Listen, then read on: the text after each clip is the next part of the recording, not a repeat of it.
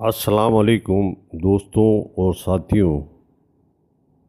اس سے قبل ہم نے جو ویڈیو تشکیل دی تھی اس میں جزیرہ نما عرب اور سعودی عرب کے مغالطے کے متعلق لوگوں کو آگاہ کیا تھا تاکہ وہ اس اصطلاح کو کہ عرب کے واقعات دور جاہلیت میں کو سمجھ سکیں کہ اس سے مراد صرف سعودی عرب نہیں ہے بلکہ جزیرہ نما عرب ہے، اور جزیرہ نما عرب میں کون کون سے ممالک آتے ہیں اور قیام اسلام سے قبل وہاں کیا صورتحال تھی۔ خیر، آج ہم آپ کو ایک اور کتاب جس کا عنوان ہے پس منظر اسلام، اسلام کا حقیقی خد و خال، جو کہ پروفیسر مولانا محمد اجمل خان ایم اے نے تحریر کی۔ مولانا محمد اجمل خان ایم اے ابوالکلام آزاد کے سیکرٹری تھے۔ یہ کتاب یوں تو اس کے دیباچے سے ظاہر ہوتا ہے کہ 1949 میں شائع ہوئی، لیکن ان کے دیباچے میں درج ہے کہ اس کی ابتدا 1931 اور 35 میں ہو گئی تھی اور بہت سے اس میں شریک کار تھے۔ انشاءاللہ ہمیں موقع ملا تو اس کتاب کے دیباچے پہ بھی ایک آڈیو آپ کی خدمت میں پیش کریں گے۔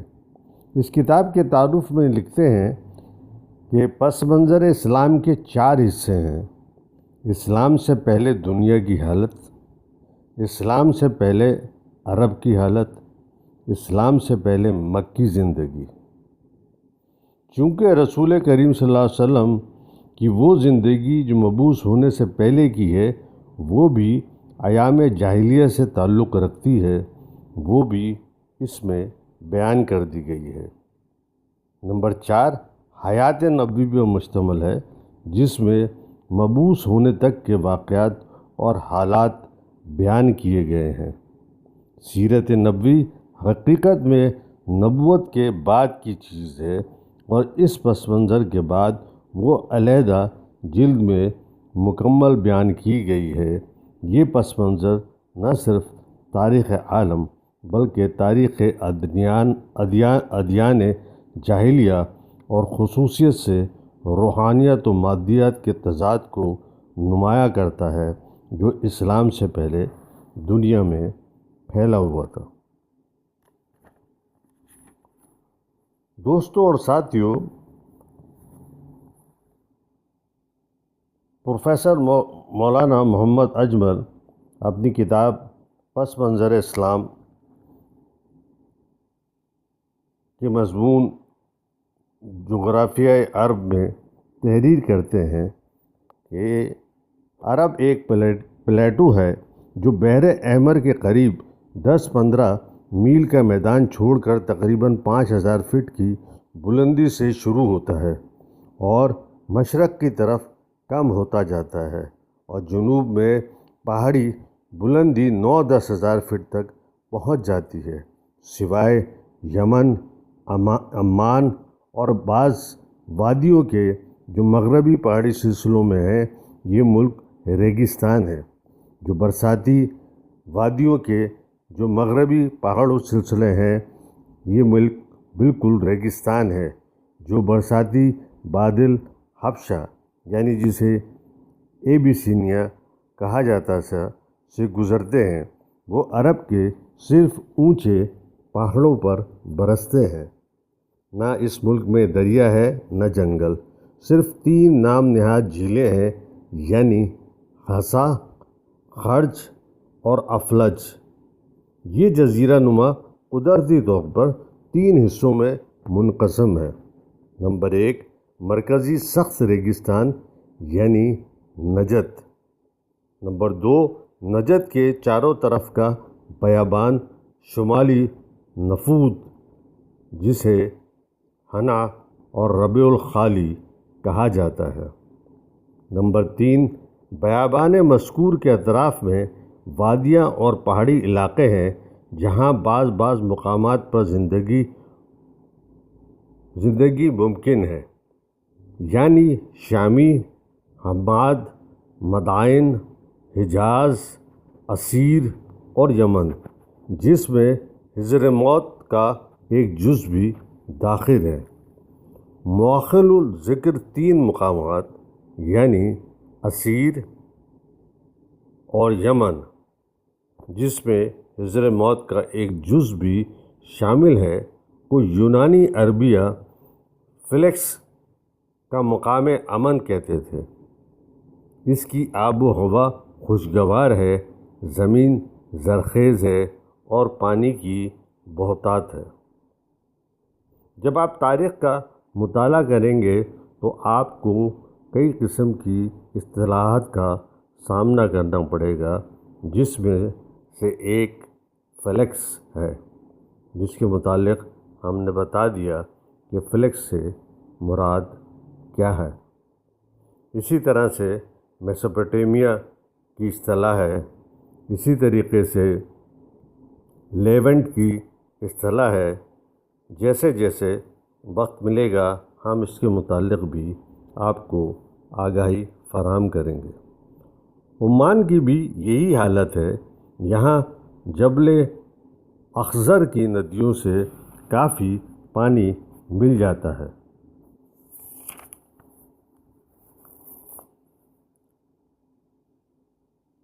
قدیم جغرافیہ۔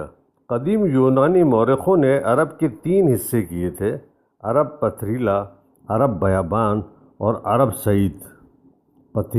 پتھریلا عرب حجاز اور شام کے درمیان کا حصہ ہے، فراز سے صحرائے شام تک اور نجد سے خلیج فارس تھا۔ یہ ریگستان ہے۔ یہ موجودہ عراق عرب ہے۔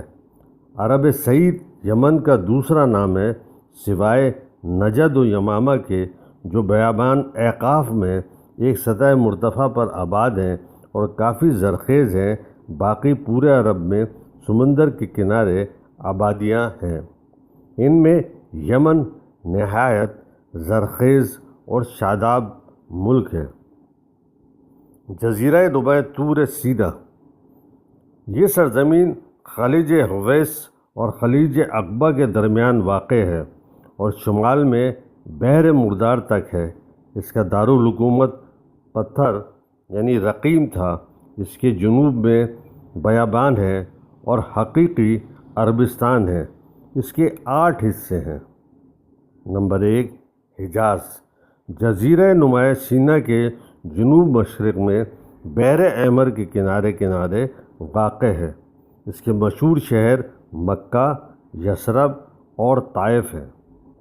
یہ وادی غیر ذی زرع ہے۔ مدینے میں نخلستان ہے۔ طائف کی آب و ہوا اور سرسبزی مشہور ہے۔ یہ بستان المکہ کہلاتا ہے۔ نمبر 2، یمن۔ حجاز کے جنوب میں عرب کا نہایت زرخیز ملک ہے۔ اس کی شمال میں عسیر ہے۔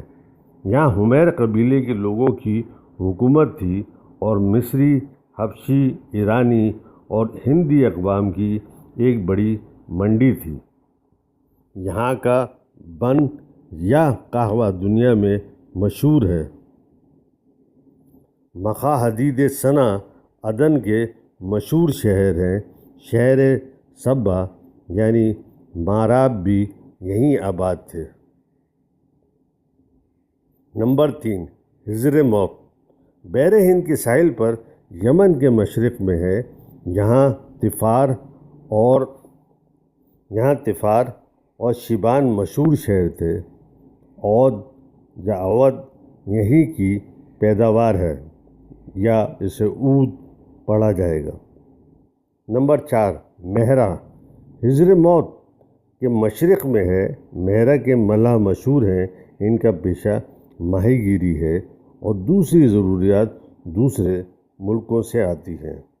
نمبر 5، عمان جنوب میں بحر ہند اور شمال میں خلیج فارس سے ملا ہوا ہے۔ تھوڑا بہت تانبا اور سیسا پیدا ہوتا ہے۔ کھجور کے بھی نخلستان ہیں۔ الحصایہ بحرین۔ نمبر 6، عمان سے فرات تک خلیج فارس کے کنارے پر واقع ہے۔ یہاں کے جزائر میں موتی بہت ہوتے ہیں، دنیا بھر میں مشہور ہیں۔ زمانہ تجارت کے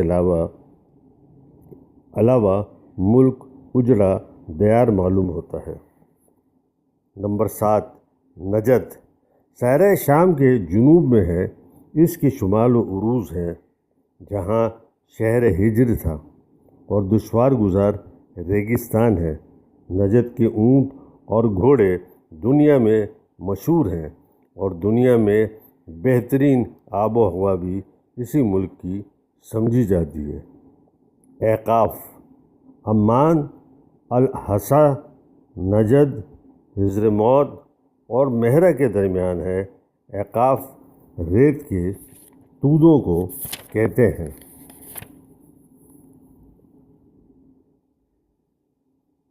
عرب کے ریگستان یہ ظاہر کرتے ہیں کہ یہ بہت ہی پرانا ملک ہے اور لاکھوں سال میں یہاں کے پہاڑ اور چٹانیں گرمی کے اثر سے ریگستانوں میں تبدیل ہو گئے ہیں۔ محققین میں یہاں کے پہاڑ اور چٹانیں گرمی کے اثر سے ریگستانوں میں تبدیل ہو گئے ہیں۔ محققین کا اس امر پر اتفاق ہے۔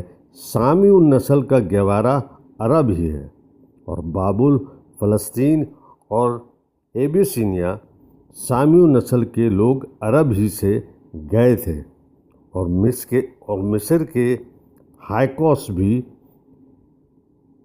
عرب ہی تھے۔ انہیں عمالقہ بھی کہتے تھے۔ ایرین تمدن سے پہلے سامی تمدن بابل سے شمالی افریقہ تک چھایا ہوا تھا اور ان کی زبان اور قانون کا اثر اب تک کل دنیا پر باقی ہے۔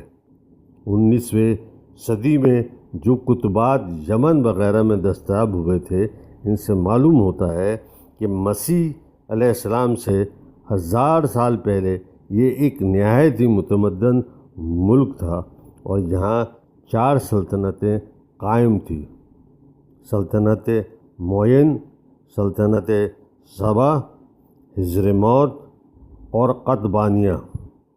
مؤخر الذکر 2 یعنی حضرموت اور قطبانیہ سلطنتوں کے حالات ابھی پردہ اخفیٰ میں ہیں، یعنی کہ معلوم نہیں ہیں۔ ہندوستان میں جو غیر آرین تمدن سندھ یعنی موہنجو ڈارو میں برآمد ہوا ہے وہ یمنی اور بابلی تمدن سے مماثلت رکھتا ہے، یعنی ملتا جلتا ہے، لیکن ابھی سندھی آثار میں جو مہریں دستیاب ہوئی ہیں ان کا رسم اللحاظ پڑھنے میں نہیں آیا، اس لیے کوئی حتمی رائے قائم نہیں کی جا سکی ہے۔ دوستوں اور ساتھیوں، جزیرہ نماں عرب پہ دوسری ویڈیو بنانے کا مقصد یہ بھی ہے کہ آپ اس چیز سے بھی آگاہ ہوں کہ مختلف زمانوں میں مختلف کتابوں میں اس کو مختلف طریقے سے بیان کیا گیا ہے اور بعض کتابوں میں ایک شہر اور جگہ کے مختلف ناموں سے بھی بیان کیا گیا ہے۔ جب آپ مطالعہ کریں گے تو آپ اس فرق کو محسوس کریں گے اور آپ کے سامنے پھر یہ فرق مٹ جائے گا اور آپ کے سامنے تاریخ کھل کے نظر آنے لگے گی۔ شکریہ۔